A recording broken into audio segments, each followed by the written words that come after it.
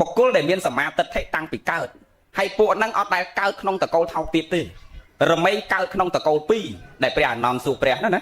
ពេលមួយឆានបាយត្រង់ហើយព្រះព្រះអង្គគង់ចម្រើនសមាបត្តិទៅអានន្តទៅស៊ីទៅក្បែរព្រះព្រោះអានន្តនេះញោមអើយថាព្រះទៅណាទៅនឹងព្រះទៅណាទៅនឹងដូចកំឡោះតាមកំមុំអញ្ចឹងណាហ្នឹងហើយអង្គុយសម្លឹងទៅមុខព្រះដូចកំឡោះកំមុំសម្លឹងមុខកំមុំអញ្ចឹងបានដឹងថាកំឡោះសម្លឹងមុខកំមុំមិនហីព្រោះឯងខ្ញុំតន់តែសម្លឹងនោះហ្នឹងហើយព្រោះអត់តន់ហ៊ានសម្លឹងទេបើសម្លឹងអត់នៅដល់ថ្ងៃហ្នឹងទេតែសម្លឹងគាត់នៅឡូវលោកគ្រូបាទមកវាអត់តន់សម្លឹងហ្នឹងបាននៅតាំងពី2 10ឥឡូវ40ហើយហ្នឹង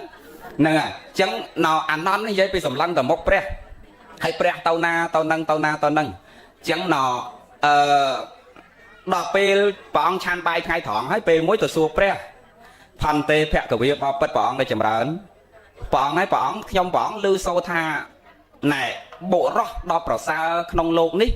ដែលប្រពុតគ្រប់ព្រះអង្គពីបុរាណមកតែងពោលទៅសើគឺត្រកូលនេយៈហ្នឹងត្រកូលនេយៈហ្នឹងនៅឥណ្ឌាគឺបើប្រែជាខ្មែរយើងមានន័យថាត្រកូលនេយៈហ្នឹងជាត្រកូលដែលមានសមាទិដ្ឋិតាំងពីក្មេងហើយជាត្រកូលដែលជាបុគ្គលងាយក្នុងការប្រដៅងាយក្នុងការទូមានន័យថាមិនប្របាកក្នុងការណែនាំទេបុរសបែបហ្នឹងភាគច្រើនកើតនៅក្នុងវងត្រកូលណាព្រះអង្គបានព្រះថាអានន្តបុរសដែលជានេយៈហ្នឹងភាគច្រើនកើតក្នុងត្រកូល2គឺខត្តយៈត្រកូល1និងព្រាហ្មណៈត្រកូល1បុរសជានេយៈហ្នឹងមិនកើតក្នុងត្រកូលថោកទាបទេបងវ៉ែមកពីអ្វីដែលអាត្មាចង់លើកថាញោមអ្នកធ្វើកឋិនក៏ដូចជាតកូលនេយៈនឹងដែរក៏ដូចជាបរោះនេយៈនឹងដែរគឺមិនកើតក្នុងតកូលថោកទៀតទេមិនធ្លាក់អបាយហើយកើតក្នុងតកូល2ដូចជានេយៈបុគ្គលនឹងចឹងដែរគឺកើតក្នុងខត្តយៈត្រកូល1ព្រាហ្មណៈត្រកូល1ហើយស្គាល់តកូលព្រាហ្មណ៍ញោមដូចម្ដេចគេហៅថាតកូលព្រាហ្មណ៍ដូចម្ដេចគេហៅថាខត្តយៈត្រកូលខត្តយៈត្រកូលនិយាយឲ្យងាយស្ដាប់គេរាប់ចាប់ពីតកូលស្ដេចផែនដីនាយករដ្ឋមន្ត្រីនាមមើលកាបរិយមន្ត្រីរាជការតកូលអ្នកមានមុខមាត់យកសក្តានៈទូនាទីធំហ្នឹងគេហៅថាខត្តយៈត្រកូលដល់ព្រាហ្មណៈត្រកូលគឺជាតកូលស័ក្តិបរោះតកូលអ្នកមានគុណធម៌តកូលអ្នកមានចំណេះដឹងតកូលបណ្ឌិតខ្ពង់ខ្ពស់អ្នកមានចំណេះដឹងខ្ពង់ខ្ពស់តកូលព្រាហ្មណ៍សម័យដើមគ្រូបាអាចារ្យអ្នកបង្ហាត់បង្រៀនគេហ្នឹងគេហៅថាព្រាហ្មណៈតកូលនៅឥណ្ឌាណាហ្នឹងហើយមានតកូលច័ន្ទឌីលមានតកូលអីផ្សេងគ្នានៅឥណ្ឌាមានបែងចែកបកពួកច្រើនណាពីព្រោះបែងចែកវណ្ណៈនៅឥណ្ឌារស់នៅបែងចែកវណ្ណៈតាំងពីសម័យព្រះរហូតទល់តែបច្ចុប្បន្នហ្នឹងក៏នៅតែបែងចែកវណ្ណៈដែរពួកអ្នកមាននៅដោយអ្នកមានអ្នកវណ្ណៈកដានៅដោយវណ្ណៈកដាអ្នកវណ្ណៈក្រោមនៅដោយវណ្ណៈក្រោមអ្នកសុំទាននៅដោយអ្នកសុំទានចឹងនៅឥណ្ឌាមានចវាយខេត្តស្មោមមានមេឃុំស្មោមមានចវាយស្រុកស្មោមមានមេភូមិស្មោមវាមានអាប្រជាពលរដ្ឋស្មោមហើយវាមានមេភូមិស្មោមទៀតហើយវាមានមេឃុំស្មោមវាមានមេស្រុកស្មោមអាចចវាយខេត្តហ្នឹងក៏ស្មោមដែរគ្រាន់តែចវាយខេត្តកាន់អាផ្ដាល់សុំទានធំជាងចវាយស្រុកចឹងទៅហើយចវាយស្រុកកាន់ធំជាងចវាយឃុំចឹងដែរប៉ិនសុំទានទាំងអស់មកតំបន់គេហ្នឹងគឺស្មោមនៅដោយស្មោមហ្នឹងមករដ្ឋហ្នឹងស្មោមទាំងអស់ហ្មងតែផលិតឡើងគឺត្រូវតែកាន់ដល់សុំចឹងហ្នឹងដូចណែស្រុកមេសាងជំនាន់ឆ្នាំកៅជាងបកើតពាក្យមកអាត្មាទៅហែកឋិនប៉ុន្តែអញ្ចឹងកុំឲ្យបង្អាប់អ្នកទៅព្រៃវែងមែនទេបើអាត្មាជំនាន់ឆ្នាំកៅជាងមកហែកឋិនទៅព្រៃវែងមកទៅអំបួសនៅសាមណេរហែកឋិនទៅជាមួយលោកចាស់ជាមួយយាយតាហ្នឹងហើយឃើញអ្នកសុំទាននៅពេញតាមផ្លូវអញ្ចឹងហើយដល់សួរគេថាចុះគេអង្គុយធ្វើអីបត់ជើងតាមផ្លូវហ្នឹងថាគេអង្គុយសុំលុយសុំកាក់អ្នកស្រុកហ្នឹងថាបើអត់សុំទេគឺអន្ទះបាញ់ហើ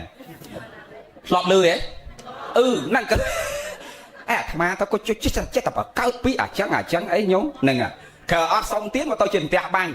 ហ្នឹងតាមពិតមិនមែនទេមកពីអាអ្នកបកើតពាក្យហ្នឹងវាខ្ជិលរស៊ីមកហ្នឹងសុំមកវាស្រួលជាងរហ្នឹងវាមិនមែនអញ្ចឹងទេហ្នឹងមនុស្សយើងណែតាកម្មពៀវិរិយត្រូវដល់ហើយក៏ត្រូវអន្ទះហើយវាគ្មានមកពីមិនសុំទៀនចុះអាយើងគ្រប់គ្នាអត់សុំមិនក៏វាមិនអន្ទះហ្នឹងហើយដូចនៅឥណ្ឌាអញ្ចឹងណាដូចថារដ្ឋណាអ្នកសុំទៀនអញ្ចឹងគេនៅដោយអ្នកសុំទៀនអញ្ចឹងទ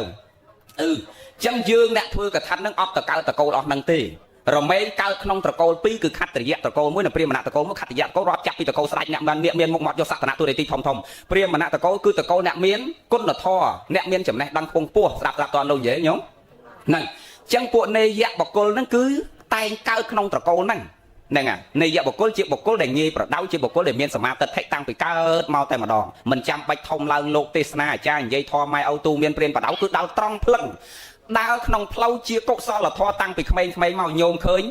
សំបីតែបច្ចុប្បន្នហ្នឹងក៏អាត្មាសង្កល់មើលមានក្មេងខ្លះកើតមកជាពូជនេយៈបុគ្គលហ្នឹងដែរដោយតែក្មេងខ្លះវាកើតមកតាំងពីដឹងក្តីមកវាចូលចិត្តប្រាចូលចិត្តលោកចូលចិត្តចាស់ហ្មងវាឃើញលោកឃើញប្រាវាស្រឡាញ់វាចេះចង់ថ្វាយអង្គមលោកថ្វាយអង្គមប្រាតាំងពីកើតមកគ្មានម៉ែឪណាដែលណែនាំវាចូលចិត្តប្រាចូលចិត្តលោកតាំងពីកើតមកហើយដល់ធំកំឡោះទៅអត់ដែលប្រព្រឹត្តអបាយមុខស្រឡាញ់សេចក្តីអាក្រក់វាស្រឡាញ់តែរឿងភាពស្អាតស្អំទេអាហ្នឹងអាត្មាថាប្រហែលជាពូជជានេយៈបុគ្គល មនុស្សដែលមិនប្របាក់ក្នុងការបដៅមិនប្របាក់ក្នុងការអូសទាញជាបុគ្គលសមាទិដ្ឋិតាំងពីកើតអញ្ចឹងយើងទាំងអស់គ្នាដូចគ្នាអញ្ចឹងប្រឹងធ្វើកថានឹងទៅចតិបរិសន្ធិមិនធ្លាក់អបាយតែកើតក្នុងតកូល2ហើយបើជាស្ត្រីនឹងសម្រេចជាព្រះអរហន្តតីក្នុងជាតិណាមួយនឹងសម្រេចទៅជាអេហិភិក្ខុបើជាបរោះនឹងទៅជាព្រះអរហន្តនឹងទៅជាអេហិភិក្ខុក្នុងជាតិណាមួយបើមានចិត្តប្រាថ្នាចង់បួសអញ្ចឹងយើងប្រឹងចម្រើនគុណធម៌និងសេចក្តីល្អហើយបើទុកអំពីពាក្យថាកថាហ្នឹងកថាហ្នឹងមានន័យថាម៉េចដោយលោកគ្រូបញ្ជាក់មិញកថាមានន័យថាម៉េចហ៎ដោតក្រងចងក្រៀកនិយាយស្រួលស្ដាប់ណាដោតក្រងចងក្រៀកនៅកុសលធម៌ទាំងឡាយមិនឲ្យរត់រាយក្នុងហេតុដតីហ្នឹងកថានឹងទៀតសោតហេតុដែលមិនអាចឲ្យកើតកថាទី1ញោមត្រូវចាំថាបើមិនមានសម្ពុត3នឹងទេគឺមិនអាចកើតជាកថាដែរទី1គឺមិនមានសម្ពុត3ទី2មានសម្ពុត3នឹងហើយប៉ុន្តែអត់មានលោកចូលភាសាឧបមាថាមានដែរវត្តអារាមមានដែរសីមាប៉ុន្តែលោកអត់ចូលភាសាអត់កាន់ព្រះភាសាហ្នឹងនិយាយងាយស្រាប់អត់ចាំភាសាអត់កាន់ភាសានឹងលោកអត់ចូលភាសាអត់បវរណាចូលភាសាទី3សម្ពុតមានលោកចូលភាសាមានប៉ុន្តែខុសកាលខុសពេលវេលាឧបមាថាញោមកគាត់ទៅលោកដីបាន$1លានស្រុកខ្មែរយើងបើនិយាយពីមានលុយតែរឿងលោកដីហ្នឹងឯងទូរដោយអត់មានថាមានលុយដោយសារប្រឹងបកកើតកំណត់បើក្រុមហ៊ុនរោងចក្រសហគ្រាសរ៉ូស៊ីសន្សំលុយកាក់ប្រាក់កាសពីតិចទៅឲ្យច្រើនអត់ទេស្រាសុកឃើញផុសវេលាហើយសួរថារកអីថាលោកដីមួយដុំហ្នឹងណាអញ្ចឹងឧទាហរណ៍ថាយើងលោកដីបាន$1លានហើយយើងចង់ធ្វើដើមកឋិនបើវាទាស់កូនពៅនោះគ្នាចង់មកធ្វើដែរតែកូនហើយវានៅអាមេរិកកាំងនោះចឹងឥឡូវហ្នឹងសុំសបត់សុំវីសាគេមកមិនទាន់បានទេអាណាកូនតែកូនខ្ចីផងឥឡូវចាំមើលមីអូនវាប្រាប់ថាចាំខែចែកហ្មងវាចង់មើលលខោនអញ្ចឹងដាក់ខែចែកហ្មងហ្នឹងហើយដីហុយមិនមានភ្លៀងអីមេឃស្រឡះល្អអាខុសកាលខុសពេលវេលាក៏អត់កើតជាកឋិនដែរញ៉ាំអញហែសពុតមកឲ្យទៅជាកឋិនអ្វីក៏លោកក្រាលក្រងអត់ឡើងដែរតែចោះយើងសន្មត់ថាសម្ពុតនឹងឲ្យទៅជាសម្ពុតកឋិនយ៉ាងម៉េចក៏លោកមិនអាចក្រាលក្រងកើតដែរមិនអាចក្រាលក្រងឡើងពេញអង្គជាកឋិនតាមធម៌តាមវិន័យមិនអាចទទួលបានអានិសង្ស5គ្រប់ព្រះអង្គនឹងក្រាលសោតយ៉ាងម៉េចក៏មិនឡើងដែរអញ្ចឹងយើងចាំមកទី1គ្មានសម្ពុត3មិនអាចកើតកឋិនទេបើអត់អាសពុតនឹងអត់អាចកើតហើយសម្ពុតនឹងទៀតសោតកុំឲ្យយើងយល់ច្រឡំបនថ្ងៃហ្នឹងបនព្រះវិន័យមើលមកនិយាយរឿងវិន័យញោមបន្តិចទៅតាមពិតនិយាយរឿងវិន័យហ្នឹងមិនសូវចូលចិត្តស្ដាប់ទេនិយាយហ្នឹងហើយណាមកមិនសូវចូលចិត្តនិយាយរឿងវិន័យឲ្យយាយនឹងស្ដាប់ផងតែចេះវិន័យឡូវឃើញទោសលោកឡូវបាទមករសម្ពុត3ហ្នឹងដូចគ្នាយើងត្រូវចាំថាក្នុងព្រះវិន័យសម្ពុត3ហ្នឹងមិនមែនមានន័យថាយើងត្រូវមានទាំង3ហ្នឹងទេខ្មែរយើងច្រើននិយាយសម្ពុត3ហ្នឹងយើងច្រើនហៅថាម៉េចត្រៃចៃវរមិនអញ្ចឹងយើងនិយាយទូទៅថាត្រៃចៃវរត្រៃចៃវរត្រៃតូចត្រៃធំត្រៃលៀងហ្នឹងជាទូទៅគឺត្រៃចៃវរត្រៃចៃវរតាមពិតពាក្យហ្នឹងកុំចៃពីភាសាគេមកប្រើទេភាសាខ្មែរយើងគេអត់ប្រើពាក្យត្រៃចៃវរទេត្រៃហ្នឹងជាភាសាសំស្ក្រឹតភាសាបាលីថាតិហើយបើខ្មែរយើងហ្មងគឺសម្ពុត3ហ្នឹងនិយាយងាយស្រាប់ណាអញ្ចឹងសម្ពុត3ហ្នឹងជាភាសាខ្មែរយើងថាសម្ពុត3ហើយសម្ពុត3ហ្នឹងគឺមានមួយណាក៏បានដែរបងមានមួយណាក៏បានដែរមានស្បង់ក៏បានមានចៃវរក៏បានមានសង្កដី2ជាន់ហ្នឹងក៏បានឧត្តរាសង្កៈ1ជាន់អន្តរាវិសកៈ1ជាន់អញ្ចឹងអាសម្ពុត3ហ្នឹងគឺមានមួយណាក៏បានដែរអត់ចាំបាច់មានទាំង3ទេអញ្ចឹងបានថ្មចេះដាស់សតិយាយអ្នកស្រុកស្រែគាត់ចង់ធ្វើកឋិនទេបុករុកកូនហើយកូនឯងផ្ញើ1លានមកអញចង់ទិញត្រៃធំធ្វើដើមកឋិនគេហើយអញបាន1លានមកទិញត្រៃមួយទៅហើយអញលក់មេជ្រូកក៏បាន2លានទៀតទៅសកត់ត្រៃហ្នឹងហើយទេបុករុកកូនផងលក់ជ្រូកផងលក់មាន់ផងទៅទិញត្រៃអាត្មាថាមិនបាច់ចឹងទេញោមណោមានតែ20000លុយខ្មែរទៅទិញតែស្បង់មួយក៏បានដែរហើយបើថាវាជ្រុលអត់អា20000ហ្នឹងទៀតយកតែកណាត់រុំតបៅមកចង្អាមក៏ទៅធ្វើកឋិនបានដែរបងនិយាយគាត់ថាវាមិនដែលមានកឋិនអាណាមកចង្អាមសម្ពុតកឋិនក្នុងវិន័យលោកចែកជា2បាំងសកលជីវរនិងកហបតីជីវរដោយសម្ពុតញោមម្ចាស់កឋិនទាំងអស់គ្នាថ្ងៃហ្នឹងគេហៅអីកហបតីជីវរគឺសម្ពុតដែលកាត់ដេរស្រេចមានពណ៌មានខ្នាតតាមធម៌តាមវិន័យហើយស្រេចហ្នឹងគេហៅថាកហបតីជីវរហ្នឹងហើយដល់ទៅពេលសម្ពុតដែលយើងយកកណាត់ដែលដូចថ្មនិយាយមិញបើវាអត់ទៅយកកណាត់មកចង្អាម2ចង្អាមជំនាន់ព្រះគេធ្វើកឋិនមកចង្អាម2ចង្អាមបងប្អូនណាអាខ្លះយក2ចង្អាមទៅអាខ្លះយកកន្លះម៉ែត្រទៅយាយវិសាខាគាត់មានជាងគេអញ្ចឹងយក20ម៉ែត្រទៅតង្កៃហ្មងទៅហើយអត់ទាន់មានពណ៌មានអីខ្នាតអីទេគឺលោកអ្នកទៅ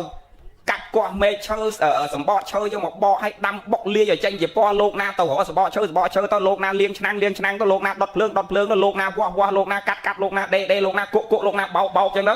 ចែកជើងគ្នា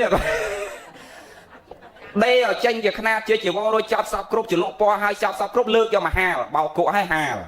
ហាលរួចចប់សពគ្រប់ដល់ពេលស្ងួតចាប់ដើមយកជីវរដែលកាត់ដេវាស់វែងឲ្យរួចចប់សពគ្រប់ហ្នឹងមកដាក់បន្ទោអធិដ្ឋានលើកវាកាប់យកមកក្រាលក្រងមកព្រឹករហូតដល់ល្ងាចនោះបានក្រាលក្រងហើយប៉ុន្តែកុំឲ្យកន្លងរាត្រីសម្ពុតដែលបរិស័ទយកមកពោលថ្វាយសង្ឃក្នុងខណៈហ្នឹងមិនអាចកន្លងរាត្រីទុកដល់ស្អែកហើយបានក្រាលក្រងបានទេហ្នឹងហើយសម្ពុតហ្នឹងគឺអញ្ចឹង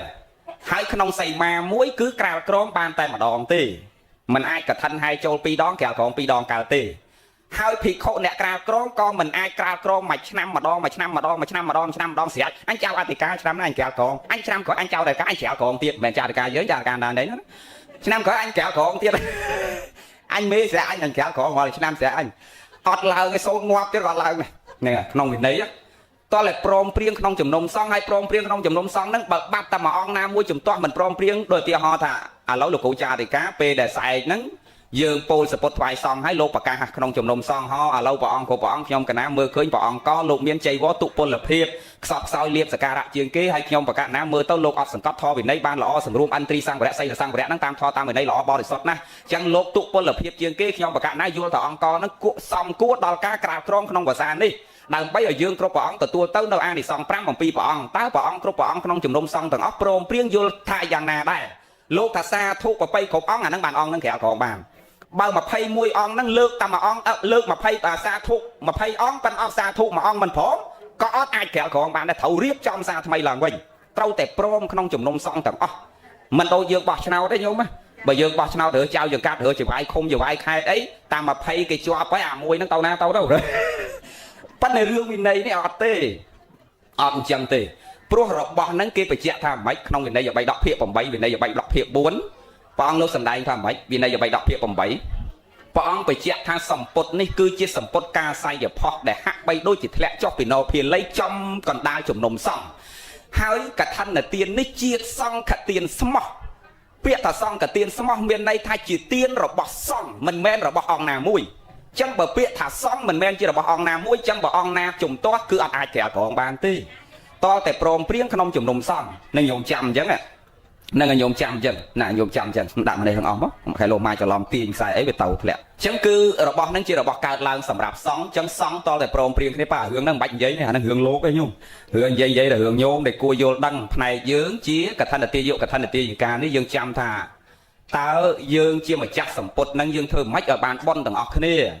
ផ្នែកលោកទោះបីលោកមិនព្រមព្រៀងក៏ដោយលោកចេះក្រាលក្រងក៏ដោយមិនចេះក្រាលក្រងក៏ដោយក្រាលក្រងមិនឡើងក៏ដោយបលិពោតអាវ៉ាសបលិពោតក៏ដោយចៃវបលិពោតក៏ដោយលោកមិនយល់ក្នុងធម៌ក្នុងរៈរឿងរបស់លោកអត់បានអានិសង្ឃខ្លួនលោកប៉ុន្តែផ្នែកយើងតើកាលណាយើងជាម្ចាស់សម្ពុតនេះកាលណាពោលសម្ពុតថ្វាយសង្ឃឲ្យសង្ឃព្រមទទួលយកសម្ពុតយើងហើយគឺផ្នែកយើងគឺចប់ដឹងតែបានអានិសង្ឃពេញផ្នែកយើងចង់លោកក្រាលក្រងឡើងមិនឡើងលោកចេះធម៌ចេះវិន័យលោកក្រាលក្រងកើតដឹងរឿងរបស់លោកយើងដឹងតែពោលសម្ពុតថ្វាយសង្ឃហើយយើងគឺសប្បាយចិត្តទាំងអស់គ្នាទៅដូចស្រួលសេរីសទ្ធាប៉ែនរនគាត់ជាងតែខ្លួនខ្ញុំមួយមិនព្រួយសោះឡើយណាតាពោលសពុតថ្វាយសង្ឃហើយគឺចប់ហ្នឹងមិនបាច់គិតរឿងអីទាំងអស់ហើយមិនបាច់លបមើលតាមមាត់បង្រួចតើចៅអធិការលោកយកសពុតបោះសយឬក៏យកពុតបោះអឿនទេមិនបាច់ទេមិនបោះអឿនបោះសយទៀតទេពេលហ្នឹងគឺទៅជារបស់សង្ឃទាំងអស់លោកយករបស់មួយណាក៏ទៅជារបស់សង្ឃហើយបានបន់ដូចគ្នាទាំងអស់ដាក់តតទេញោមអាហ្នឹងអញ្ចឹងរឿងធររឿងវិន័យហ្នឹងបើយើងយល់ទៅអត់ពិបាកធ្វើទេហើយកុំបលិពោតរឿងអីទាំងអស់កុំបលិពោតរឿងយើងម្ចាស់កឋិននឹងគិតថាអូអញគួរទិញជីវរខ្នាតមិនបើវាត្រូវខ្នាតគួរទិញពណ៌ក្រាក់ខ្នោឬក៏ទិញពូអីញោមមកអាត្មាឲ្យតាគៀកដល់អដៅកឋិនដូចថាកន្លះខែទៀតត្រូវចេញភាសាអញ្ចឹងនិយាយពីទូរស័ព្ទហៅមួយថ្ងៃចំ500ដងនិយាយឲ្យភូតតិចចុះបើវាចឹងមែនណាតិចរឿងឲ្យអត់មានទេមកប្រគិនបុកស្វាយបុក7អីទេទេមកលោកគ្រូណែកណាឆ្នាំហ្នឹងចង់ធ្វើដើមកឋិនហើយទិញជប៉ុនទិញអាជាកាត់ដាច់មិនទៅហើយទិញខ្នាតមិនទៅជប៉ុនហ្នឹងគេយកខ្នាតមិនទៅប្រហែលហាត់បដ ாய்មិនទៅតឹងមិនអាខ្លះបាត់ទូរស័ព្ទហ្នឹងមួយទៅហោដេកគាត់លោកគ្រូណែពណ៌ជប៉ុនគេទិញពណ៌អីត្រូវតាមវិន័យនឹងអាមួយទៀតគេទេមកថាជប៉ុនហ្នឹងគេទិញពណ៌អីលោកគ្រូពណ៌អីតែខ្នាតហ្នឹងមិនអីភាគច្រើនគឺអារឿងខ្នាតហ្នឹងហ្មងខ្លាចតែលោកទិញវាខុសខ្នាតអាត្មាដល់ធុញពេកថាខ្ញុំឯងយកតែកណាត់មកចង្អាមទៅក៏បានដែរមិនរកខ្នាតទេព្រោះកឋិនហ្នឹងក្នុងព្រះវិន័យលោកចែកសពុតជា2ហើយកឋិនក៏មាន2ដែរបើយើងយកសម្ពុតទៅដែលមិនមានខ្នាតលោកកាត់ដេខ្លួនលោកគេហៅថាអីកឋិនហ្នឹងគេហៅកឋិនអីអាចារ្យ គេហៅកឋិនអីគេហៅឋិនអីថាដឹងទៅគេហៅថាកឋិនទុសាំងអត់ដឹងទេនេះសម្ពុតដែលយកទៅមិនមានຂ្នាតហើយលោកអ្នកកាត់ដេញវាស់វែងខ្លួនលោកគេហៅថាកឋិនទុសាំងដល់យើងយកជីវរដែលមានຂ្នាតមានអីគ្រប់សពតាមធម៌តាមវិន័យលោកយកទៅដល់គ្រាន់តែប៉ើងបើកមើលតែចំពោះណាត្រូវຂ្នាតដាក់បន្ទុកថាឋានលើកយកមកក្រៅខងគេហៅថាកឋិនជ័យវរាំងបងចឹងយើងពោលកឋិនក៏ពោលខុសគ្នាចឹងដែរបើយើងយកសម្ពុតទៅដែលមិនមានຂ្នាតដូចថ្មនិយាយមិញថាយកសម្ពុតតែមួយចង្អាមកន្លះម៉ែត្រ1ម៉ែត្រ2ម៉ែត្រហ្នឹងយើងពោលថាម៉េចអ៊ីម៉ាំងកឋិនទុសាំងសានិសាំងសង្ឃស័កទេមៈទុរិយ៉ាងពេកតែយ៉ាងពេកដល់យើងយកអាសម្ពុតទៅតាមផ្ទាំងមានຂ្នាតមានជីវររួចចាប់សពគ្រប់ដូចថ្ងៃហ្នឹងអ៊ីម៉ាំងកឋិនជ័យវរាំងឃើញទេឬអ៊ីម៉ាំងតិជ័យវរាំងបើសម្ពុតនឹងវាមានទាំង3តែបើយកតែសង្កដីមួយអ៊ីម៉ាំងសង្ឃាដឹងបើយកតែជាពមួយអ៊ីម៉ាំងអុត្រាសង្ឃៈបើយកតែស្បង់មួយអុត្រាវាសកៈយ៉ាងទៅយើងពោលតាមសម្ពុតរបស់យើងយល់លោកនិយាយញោមហ្នឹងមានចាំបានអីទេណាគ្រាន់តែដឹងថាកឋិននឹងវាចែកជា2យ៉ាងដូចគ្នាដោយអាសម្ពុត2នឹងមិញដែលព្រះវិន័យលោកសម្ដែងថាសម្ពុតលោកចែកជា2ចង់យើងធ្វើបាំងសកលជីវរក៏បានកហបដីជីវរក៏បានអញ្ចឹងបើសម្ពុតនឹងវាមាន2កឋិនហ្នឹងក៏យើងពោល2ផ្នែកដូចខុសគ្នាអញ្ចឹងដែរបើយើងយកសម្ពុតបាំងសកលជីវរទៅយើងពោលថាកឋិនទុសាំងបើយើងយកកហបដីជីវរទៅយើងពោលថាកឋិនជ័យវរាំងតែអានិសង្ឃវាបានរបៀបម៉េចថាវាដូចតែគ្នាហ្នឹងញោមចាំថា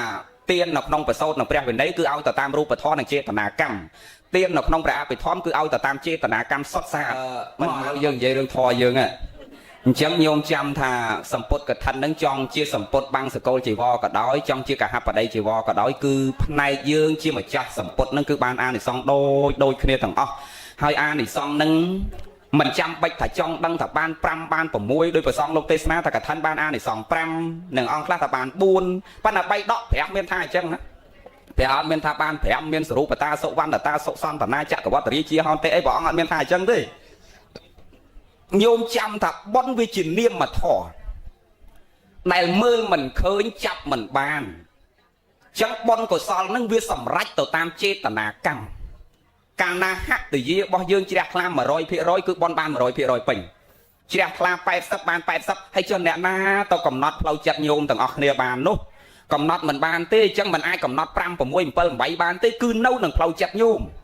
មជ្រះថ្លាកម្រិតណាអ្នកណាទៅដឹងមើលមិនឃើញចាប់មិនបានសង្កល់មិនកើតអញ្ចឹងវានៅលើខ្លួនយើងជ្រះថ្លាកម្រិតណាគឺបនបានកម្រិតហ្នឹងស្ដាប់តលោកនិយាយញោម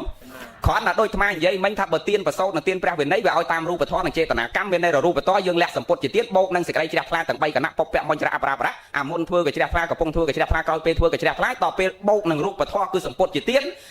ក្នុងព្រះសតនបិដកលោកសំដែងហ្នឹងធម៌ពួក10នោះវត្តតោហោន្តិវណ្ណតោអ្នកណាឲ្យសម្ពុតឈ្មោះថាឲ្យពណ៌សម្បោអញ្ចឹងរូបធម៌ឲ្យសម្ពុតជាទៀនឈ្មោះថាឲ្យរូបស្អាតអញ្ចឹងកើតទៅជាតិក្រោយស្អាតទាំងអស់គ្នាដូចជាតិហ្នឹងអញ្ចឹងភ្នែកនៅក្រោមចៅលើភ្នែកច្រមុះលើមាត់ក្រោមច្រមុះហ្នឹងស្អាតមែនហើយតែកាលណាខ្វះបនអត់មានបានមកភ្នែកក្រោមចៅលើភ្នែកទេតែខ្វះបនហ្នឹងភ្នែកមើលមកអាត្មាសម្លឹងទៅលោកគ្រូចាទៅការនោះចូលហាងសម្លក់កាទៀវបណ្ដោស៊ីមីទៅផ្លូវទៅលើបោះដៃហៅតាក់ស៊ីដល់ជិះម៉ូតូដប់ឥឡូវហ្នឹងណាវាខុសកន្លែងទាំងអស់ព្រោះពូជចឹងយើងប្រឹងទាំងអស់គ្នាទៅហើយមិនបាច់ទៅគិតថាវាបានរូបល្អវាបានស្អីជាស្ដេចចាក់ជាស្អីយើងគ្រាន់តែគិតតែប៉ុណ្ណេះបានតែខ្ញុំឯងចាំតាកុសលគឺឲ្យវិបាកជាសុខចាំតែ2ម៉ាត់កុសលឲ្យវិបាកជាសុខអកុសលឲ្យវិបាកជាអីជាទុក្ខផលយើងចាំតែប៉ុណ្្នឹងចាំតាកុសលតែងឲ្យវិបាកជាសុខអកុសលតែងឲ្យវិបាកជាទុក្ខហ្នឹងហើយយើងចាំតែប៉ុណ្្នឹងទៅបានណាមិនបាច់ចង់ដឹងថាទៅវាបានប្រមាណបានស្អីខ្លះយើងគ្រាន់តែដឹងថាបុណ្យកុសលតែងឲ្យវិបាកជាសុខអ្នកណាប្រព្រឹត្តសេចក្តីល្អសន្សំគុណធម៌ក្នុងចិត្តច្រើនរមែងបានទៅនៅសេចក្តីសុខក្រោយពេលធ្វើបុណ្យនឹងហើយយើងលែងប្រព្រឹត្តសេចក្តីអាក្រក់ទាំងអស់គឺយើងលះចោលទាំងអស់កាយកម្មវចីកម្មមនោកម្មនឹងត្រូវលះចោលត្រូវដល់ព្រមដល់កាយសុចរិតវចីសុចរិតមនោសុចរិតនោះយើងចតិបរិសន្ធិនឹងលែងធ្លាក់អបាយហើយទាំងអស់គ្នាណាញោមសូមអនុមោទនាមិនធ្លាក់អបាយហើយរមែងកើតក្នុងកំណើតនៃត្រកូល2គឺខត្តយៈត្រកូលនិងព្រាហ្មណត្រកូលដោយពួកនេយៈអញ្ចឹងពួកនេយៈហ្នឹងមានន័យថាជាបុគ្គលដែលងាយទូមានព្រានបដៅល្អហើយបើទោះបីជាមិនបានផលអស់ហ្នឹងយោមគ្រាន់តែចាំថាកុសលធម៌តែងឲ្យវិបាកជាសុខដែលយើងគួរក៏បីខំប្រឹងចម្រើនក្រេបជញ្ជក់ហើយជាពូជជាយានសម្រាប់ខ្លួនយើងទាំងអស់គ្នាជាស្បៀងខំប្រឹងធ្វើបន់ឲ្យទៀនទៅព្រោះទៀនហ្នឹងវាជាស្បៀងសម្រាប់ខ្លួនយើងទៅកាន់លោកកតរៈមួយទៀតខ្ញុំឯងពិចារណាថាគ្រាន់តែចង់ទៅលេងសៀមរាបពីគៀនស្វាយទៅសៀមរាបហ្នឹងយាយខ្លះឡើងដាំបាយតាំងម៉ោង4អាំងត្រីបុក7ការពារតាមផ្លូវគេវាអត់អីហូបគ្រាន់តែចងាយពីគៀនស្វាយទៅលេងសៀមរាបតែ2ថ្ងៃសោះនិយាយពីដាក់អាវចង់20សម្រាប់អាវហើយ ស្បែកជើង5គូទៀតទៅហើយណមួក2ខ្លាចក្តៅអងគេគិតអស់ហើយហ្នឹងអាទឹកក្តៅហើយបើចាស់ផងទឹកក្តៅដាក់ផ្លែកកោះ2 3គ្រាប់ហ្នឹងដាំទៅ2កំប៉ុងទៀតហ្នឹងហើយត្រីស្អើត្រីអាំងបុក7ទៅតាមជាមួយទុកជាស្បៀងការពារខ្លួនតាមផ្លូវកុំឲ្យវាពិបាកហើយត្រឹមចងាយគៀនស្វាយទៅសៀមរាបដី300គីឡូសោះការពារម្លឹងអាហ្នឹងដែលអាត្មានិយាយថាយ៉ាងណាមិញតម្រាំតែយើងដាច់ខ្យល់ពីបច្ចុប្បន្នទៅលោកកតរៈមួយទៀតនោះវាឆ្ងាយណាស់ហ្នឹងឥឡូវនេះត្រឹមសៀមរាបជីតតាក់ស៊ី3ម៉ោងដល់សៀមរាបប៉ុន្តែលោកកតរៈខាងមុខក្រោយពេលដាច់ខ្យល់ឥឡូវទៅលោកមួយទៀតនោះហិតតែត្រូវការស្បៀងបន្តច្រើនណាស់ប៉ុន្តែស្បៀងទៅលោកកតរៈខាងមុខមិនមែនបុក7ទេមិនចេជៀនទេមិនត្រីអាំងទេស្អីញោមគឺទៀនសិលភាវនាទាំងអស់គ្នាជាស្បៀងណាសិលទុកដូចជាតួយានសម្រាប់ចម្លងយើងពីទីទាបទៅទីខ្ពស់ទៀនទុកដូចជាស្បៀងអាហារខ្ញុំឃើញទេចឹងទៀនសិលភាវនាសិលសមាធិបញ្ញានឹងជាស្បៀងជាយានរបស់យើងសម្រាប់ចម្លងខ្លួនយើងទៅកាន់លោកកតរៈមួយទៀតទាំងអស់គ្នាព្រោះផ្លូវទៅលោកកតរៈខាងមុខឆ្ងាយជាងផ្លូវពីគៀនស្វាយទៅសៀមរាបឆ្ងាយណាហើយត្រូវប្រយ័ត្នណាឥឡូវបានវីសាមនុស្សល្អមកកើតនៅគៀនស្វាយហ្នឹងតាមទទួលវីសាមនុស្សល្អទាំងអស់គ្នាហើយកុំភ្លេចសតិប្រយ័ត្នតែផ្្លាត់តែបន្តិចទៅដូរវីសាក្បែរខ្លួនយើងអាកតុយពីមុខពីក្រោយហ្នឹងវាពុកឲ្យចាំឲ្យតែអស់កម្មវាមកដូរវីសាយើងវិញហើយយើងនេះតែផ្្លាត់បន្តិចទៅដូរវីសាពួកវាវិញប្រយ័ត្នទាំងអស់គ្នាតាំងញោមតាំងអាត្មាហ្នឹងតែផ្្លាត់បន្តិចទៅដូរវីសាវាវិញហើយវាមកមួយវីសាយើងវិញចឹងខំប្រឹងទាំងអស់គ្នាសន្សំគុណតម្លៃនៃសេចក្តីល្អជាបនិស័យសម្រាប់ខ្លួនយើងទាំងអស់គ្នាសូមអនុមោទនា